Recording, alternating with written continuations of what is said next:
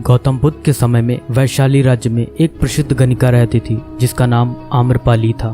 वह बहुत सुंदर थी और उसे नगर वधु घोषित किया गया था, यानी पूरे शहर की पत्नी। आम्रपाली इतनी सुंदर थी कि उसके महल के द्वार पर सदा सोने के रथ खड़े रहते थे। यहाँ तक कि महान राजाओं को भी उससे मिलने के लिए इंतजार करना पड़ता था। वह केवल एक वैश्या थी, लेकिन वह इतनी अमीर हो गई थी कि वह राज्य खरीद सकती थी।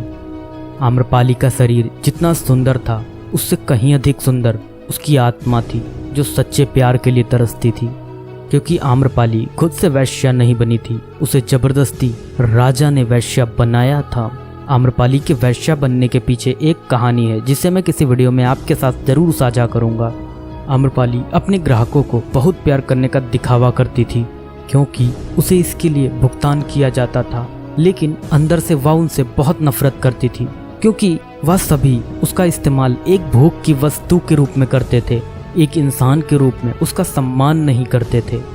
एक दिन आम्रपाली अपने महल की बालकनी में खड़ी थी। अचानक उसने अपने महल के सामने से एक युवा बौद्ध भिक्षु को गुजरते हुए देखा, जिसके पास कुछ भी नहीं था सिवाय एक भिक्षा पात्र के, लेकिन उसके पास जबरदस्त जागरूकता थी और लोगों को खुद की ओर आकर्षित करने की अद्भुत शक्ति थी। जब युवा बौद्ध भिक्षु ने ऊपर की तरफ देखा तो आम्रपाली उसे देख रही थी। युवा भिक्षु ने आम्रपाली की ओर देखते हुए बेहद सम्मान भाव के साथ आम्रपाली को प्रणाम किया।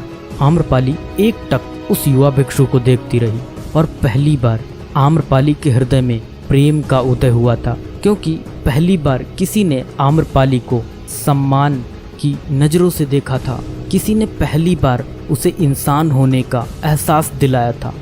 आम्रपाली तुरंत सीढ़ियों से नीचे उतरी और बाहर आकर उस युवा बौद्ध भिक्षु के पैर छुए और कहा, भंते, कृपया आज के दिन आप मेरे मेहमान बने और मेरे महल में चलकर भोजन स्वीकार करें। आगे आम्रपाली ने कहा, कृपया मेरे निमंत्रण को ना कहें, क्योंकि पहली बार मैंने किसी को निमंत्रण दिया है। मुझे हजारों बार राजाओं और सम्राटों द्वारा आमंत्रित किया गया, लेकिन मैंने कभी किसी को आमंत्रित नहीं किया है। यह मेरा पहला निमंत्रण है। युवा भिक्षु ने सम्मानपूर्वक आम्रपाली का निमंत्रण स्वीकार करते हुए भोजन ग्रहण किया। भोजन देने के बाद आम्रपाली ने कहा, भंते, आज से 3 दिनों के बाद बारिश का मौसम शुरू होने वाला है, जो कि अगले 4 महीनों तक रहेगा, और मैं आपको अपने घर में 4 महीने रहने के लिए आमंत्रित करती हूँ। आने वाले 4 महीनों के लिए यह महल आपका आश्रय होगा। मैं आपको पूर्ण रूप से आश्वस्त करती हूँ कि मैं किसी भी प्रकार से आपके ध्यान की बाधा नहीं बनूंगी, बल्कि मुझसे जितना हो सकेगा आपके ध्यान की सुविधाओं को सुगम बनाने का प्रयास करूंगी। दरअसल बौद्ध भिक्षु साल के 8 महीने गांव-गांव घूमकर बौद्ध धर्म का प्रचार करते हैं और 4 महीने वह एक ही स्थान पर रहते हैं जहां उन्हें आश्रय मिल जाता है। युवा बौद्ध भिक्षु ने कहा, माफ कीजिएगा देवी, लेकिन इस विषय में मैं स्वयं निर्णय नहीं ले सकता। मैं आपके प्रस्ताव के विषय में बुद्ध से पूछूंगा। अगर वह मुझे अनुमति देंगे तो मैं आपके महल में आश्रय अवश्य ग्रहण करूंगा। इतना कहकर वह बौद्ध भिक्षु वहां से चला गया। इससे पहले कि वह युवा भिक्षु बुद्ध के पास पहुंचता और आम्रपाली के प्रस्ताव के बारे में कुछ बताता, उससे पहले वहां पर मौजूद अन्य भिक्षु बुद्ध के पास पहुंच गए और बुद्ध से कहा, बुद्ध, आप उस युवा भिक्षु को रोकिएगा। आम्रपाली ने उसे 4 महीने रहने के लिए अपने घर बुलाया। आम्रपाली एक वैश्या है और एक भिक्षु एक वैश्या के घर में 4 महीने रहे, यह सही नहीं है। इससे हमारे संघ में गलत संदेश जाएगा। बुद्ध ने कहा, कृपया आप लोग शांत हो जाएं और उस भिक्षु के आने की प्रतीक्षा करें। थोड़ी देर बाद वह युवा भिक्षु बुद्ध के पास आया, बुद्ध के पैर छुए और उन्हें पूरी कहानी सुनाते हुए कहा, बुद्ध, नगर की एक आम्रपाली नाम की महिला ने मुझे बारिश के 4 महीने अपने घर पर रहने के लिए आमंत्रित किया है। मैंने उसके निमंत्रण का अभी कोई जवाब नहीं दिया। मैंने उससे कहा है कि अगर आप मुझे उसके घर रहने की आज्ञा देंगे तभी मैं उसके घर पर रहने के लिए आऊँगा। अतः बुद्ध, आप जो कहेंगे मैं वही करूँगा। उस युवा भिक्षु ने आम्रपाली के विषय में वैश्या शब्द का प्रयोग न करते हुए केवल महिला शब्द का प्रयोग किया। बुद्ध ने उस युवा भिक्षु की आंखों में देखा और कहा, तुम रह सकते हो। तभी अचानक बूढ़ा भिक्षु खड़ा हुआ और बोला कि बुद्ध, यह सही नहीं है। यह युवा भिक्षु एक सच्चाई छुपा रहा है। इसका कहना है कि एक आम्रपाली नाम की महिला ने अपने घर पर रहने के लिए आमंत्रित किया है, लेकिन वह एक महिला नहीं है, वह एक वैश्या है। बुद्ध ने कहा, मैं जानता हूँ, और क्योंकि इसने वैश्या शब्द का प्रयोग नहीं किया, इसका अर्थ है इसके मन में उसके लिए सम्मान का भाव है, इसलिए मैं इसको वहाँ रहने की अनुमति दे रहा हूँ। वहाँ मौजूद हजारों भिक्षुओं को विश्वास नहीं हो रहा था कि बुद्ध ने एक युवा भिक्षु को एक वैश्या के घर में रहने की अनुमति दे दी है। अगले 3 दिनों के बाद वह युवा भिक्षु आम्रपाली के घर रहने के लिए चला गया।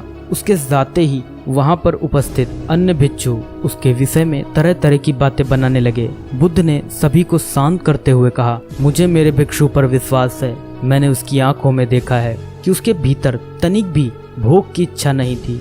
अगर उस भिक्षु का ध्यान गहरा है तो वह आम्रपाली के हृदय को परिवर्तित कर देगा, और अगर भिक्षु का ध्यान गहरा नहीं है तो आम्रपाली अपने शारीरिक आकर्षण से भिक्षु को परिवर्तित कर देगी। यह एक प्रश्न है ध्यान और शारीरिक आकर्षण के मध्य, जिसका उत्तर हमें 4 माह के बाद मिलेगा। बुद्ध की बात सुनकर वहां उपस्थित भिक्षुओं ने कहा कि बुद्ध उस युवा भिक्षु पर बहुत अधिक भरोसा करके अनावश्यक जोखिम उठा रहे हैं। वह भिक्षु युवा है और आम्रपाली बहुत सुंदर है। समय प्रारंभ हुआ, वर्षा ऋतु गई, 4 माह बीते और वह युवा भिक्षु वापस आया। उसने बुद्ध के पैर छुए और उस युवा भिक्षु के पीछे आम्रपाली भी आई। उस युवा भिक्षु ने आम्रपाली का बुद्ध से परिचय कराते हुए कहा, बुद्ध, यह आम्रपाली है और यह आपसे दीक्षित होना चाहती है। यह एक अनोखी महिला है। यह न केवल सुंदर है बल्कि इनकी आत्मा उतनी ही शुद्ध है जितनी आप कल्पना कर सकते हैं। आम्रपाली ने बुद्ध के पैर छुए और कहा, मैं पहली बार देखने भर से इस युवा भिक्षु से प्रेम करने लगी थी, इसलिए मैंने इस युवा भिक्षु को अपने सौंदर्य से कई बार आकर्षित करने का प्रयास किया, लेकिन मैं पूर्ण रूप से असफल रही। इसके बजाय इस युवा भिक्षु ने मुझे ध्यान के प्रति जागरूक किया और यह एहसास कराया कि वास्तविक जीवन भोग नहीं अपितु ध्यान है। इसलिए बुद्ध, मैं अपनी सारी संपत्ति आपके भिक्षुओं को दान में देना चाहती हूँ और शेष जीवन ध्यान में बिताना चाहती हूँ। इसके बाद आम्रपाली बुद्ध के शिष्यों में पहली महिला हुई जिन्हें आत्मज्ञान की प्राप्ति हुई। बुद्ध ने अपने पंथ के सभी शिष्यों से कहा, यदि तुम वैश्याओं की संगति से डरते हो तो उस डर का उस वैश्या से कोई लेना देना नहीं है, बल्कि वह डर तुम्हारे बेसुध मन की उपज है, क्योंकि तुमने अपनी कामुकता को दबा दिया है और कामुक ऊर्जा को दबाया नहीं जा सकता, इसे केवल रूपांतरित किया जा सकता है। अगर आप लोगों अपनी कामुक ऊर्जा को रूपांतरित करने का तरीका जानना चाहते हैं तो आप हमारे द्वारा बनाई गई स्त्री के प्रति आकर्षण को कैसे समाप्त करें, इस वीडियो को देखें। इस वीडियो पर हमें दर्शकों से बहुत ढेर सारा प्यार मिला है। इसमें दी गई जानकारी से आप अपनी कामुक ऊर्जा को जरूर रूपांतरित कर पाएंगे। यह वीडियो आपको ऊपर आई बटन में और नीचे पिन कमेंट में मिल जाएगी। बहुत बहुत धन्यवाद आप लोगों का इतनी तसल्ली के साथ हमारी कहानी सुनने के लिए। नमस्कार।